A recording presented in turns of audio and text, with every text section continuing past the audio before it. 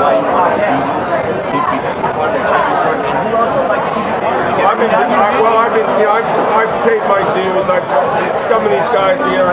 Well, Richard goes back when I was a teenager. But these couple guys here in particular were here when I was basically starting out my seniors career, which actually was probably 15, 16 years ago, 34, 35 years old. And so my goal always was to sort of make it to where I sort of set it up, hopefully, because it was Borg Connors, myself initially, sort of like Nicholas Palmer and Player when golf started their thing, and sort of keep it going until the likes of Sampras, Agassi, Rafter, and see the type of commitment that they're going to have. And ultimately, it's going to be make or break. It's going to be up to these guys at this point. I mean, I'm sort of, this has got to be gravy at this point. You know, you can't depend on me for, I mean, I like to get out there and compete still, and I enjoy it. I feel like for an hour, a couple days out of the next 4, that I can provide some pretty stiff opposition. But if guys really want this to happen, they're going to have to sort of work at it. I know Courier's been, obviously, because he has been trying to do his own tour, has made a real concerted effort, but it's going to take a lot of effort and people thinking out of the box, perhaps like this event. John, are you concerned that the depth has become so great in men's game, and the slam matches are so long, and it's taking too much out of them, even though they're in great shape? It seems like the second week of slams, it's more about attrition and conditioning than tennis excellence. Do you feel like something has to be had? I know you talk about the shortened season forever, but maybe even limiting to 2 out of 3 sets at the slams, something sacrilegious like that. It doesn't seem right to go to best of 3. If there was a way to get somewhere in the middle between what best of 3 and best of 5 would be, I don't know what that is, because I've thought about making the 5th set the best of 7 games or the 4th. I don't know. Something where it wouldn't be quite as long. I've always thought at least have a tiebreaker in the 5th set.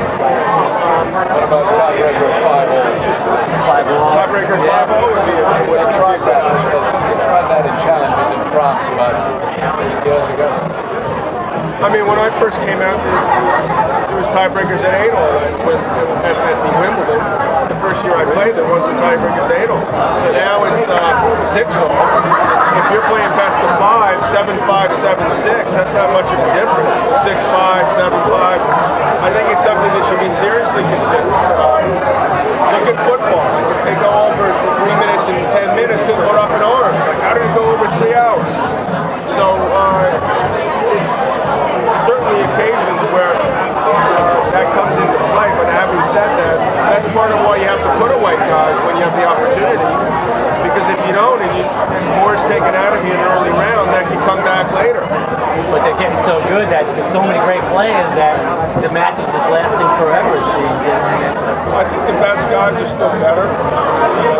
Rogers made, what, 23 straight semis or better? I mean, okay, now he's Superman, right? But nonetheless, he puts guys away. And these guys should have a little bit in reserve. And all those guys are in the same boat. What's different if there's so much depth in general? All these other guys, everyone's going to have tougher matches.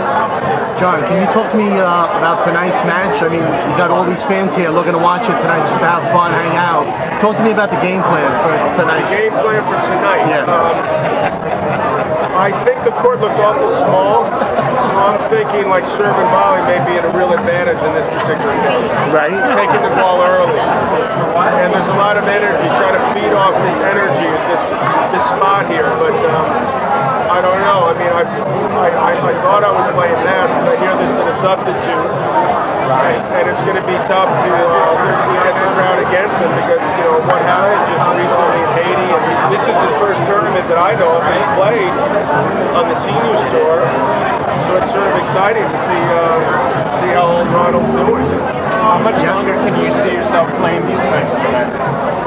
Every time that I play, I sort of take it. I mean, I may have committed to a couple tournaments and just sort of play it by ear. I was pretty discouraged a couple years ago, and then I had like a couple pretty good, solid years or at least when I play, and I cut back quite a bit last year to see how that felt. And I think I can find like a little bit of happy medium, a few.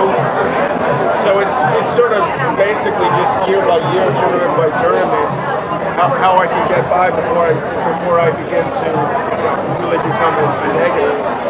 John, what's your first memory from tennis? Your first tennis memory? First memory from tennis. I never remember not knowing how to play. So I can't remember the learning part. I think the first thing that I remember from tennis is hitting against the backboard at my club when I was 8.5, 9 years old. But I don't have a lot of early memories of sort of, it's like a blur, or it was so uninteresting that I remember more than the bigger stuff. I don't remember as many things as, like junior stuff to me is sort of, it's out, once you sort of get to like the pros and you get into some big events and finals, then you just sort of, there's only so much that you can keep going in.